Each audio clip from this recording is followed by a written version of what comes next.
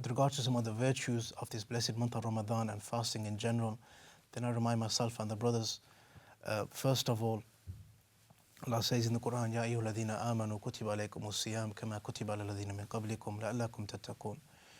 O you who believe, surely fasting has been prescribed upon you as it was prescribed upon those before you, so you may become from the people of taqwa, people of piety and righteousness. So from this verse we understand not only was fasting prescribed upon us for us to become from the righteous and from the pious, but also it was prescribed upon every single ummah.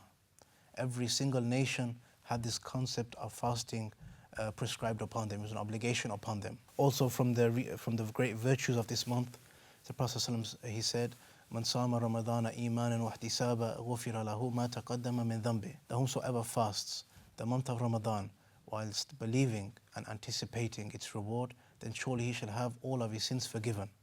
All of his previous sins shall be forgiven. The Prophet ﷺ, he said in the Hadith al-Qudsi that Allah said, every single deed that the son of Adam he does is for himself, except for fasting. Allah said, or I shall reward him for that. Meaning, there is an exclusive reward for the person who fasts. And there is a reason why Allah chose fasting over every other deed, to give them, the fasters, a special reward. And that is for two main reasons. Number one, the sincerity that a person exercises in this act of worship. The sincerity, meaning that somebody can be fasting and he can go and open his fast when he's alone and in private, and nobody will know. But he does this knowing that Allah is all-seeing, all-knowing, seeing him and listening him, and he is with him with his knowledge. So he continues with his fast. Also, you find from the reasons why Allah chose fasting with this reward is that because the patience that we implement, patience upon doing that which Allah loves and is pleased with, patience upon staying away from that which Allah has made impermissible for us, in this instance food and drink, and also being patient upon those things which are hard upon the soul. Certain times, certain things are decreed upon us and we find them difficult.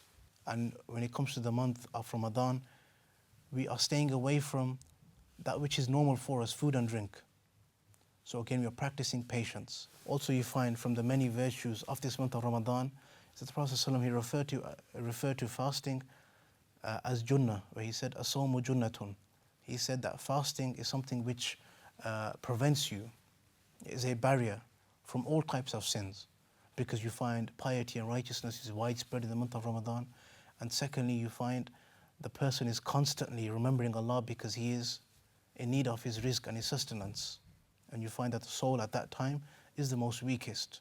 So controlling it and taming it is the most easiest. Also, you find from the great benefits and virtues of this month of Ramadan is that the Prophet ﷺ, he said that the person who fasts will have two rewards. He'll be happy, Allah will make him happy twice. Once is when he opens his fast with his family and his friends and those around him whom he loves in security and peace. And another time is when he meets Allah and he sees the reward which he has prepared for him. And in ending, I ask Allah the Most High, He makes this month of Ramadan a blessed one for us, and He makes it one of ease. And surely He knows best.